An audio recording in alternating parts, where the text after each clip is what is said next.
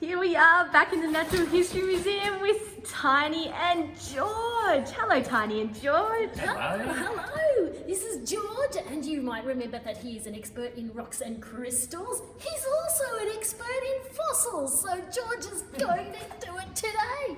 Because I know lots of our friends out there love fossils. George, I'm going to hand over to you. Okay. Show us the fossils. All right. So first things first, a fossil is the remains of an ancient animal that has been preserved in the rock.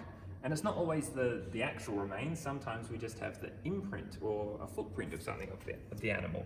Like this wonderful Dickinsonia down here that looks like a big leaf imprint, but it actually was like a jellyfish kind of thing.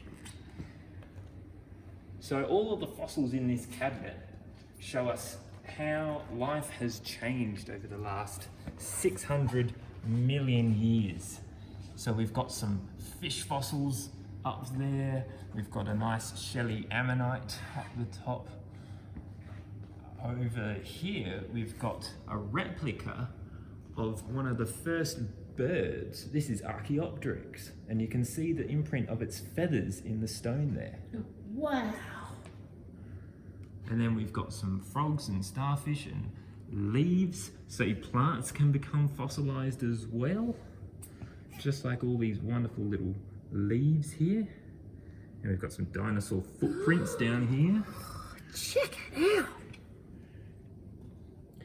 So most of the fossils in the Natural History Museum's cabinet are actually replicas. So they're not the original fossils, but they're exactly like the original fossils, so that people around the world can all study the same fossil at the same time. It's a bit like a photocopy of a book. Is that a human head up there? Well, yes. So it's probably not a real human head, but we can see how humans have evolved by the way that skulls have changed over the last couple of 100,000 years. But these are all replicas as well. We don't have actual people in here. Okay, and tell me, is there a microbat fossil? Oh, Oh no, there's not!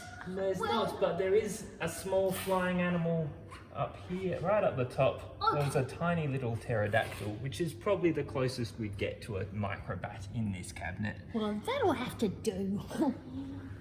Okay, thank you so much, George. Wasn't it good to have George with us here today? It was fantastic. Thank you both so much. We'll see you next time. Oh,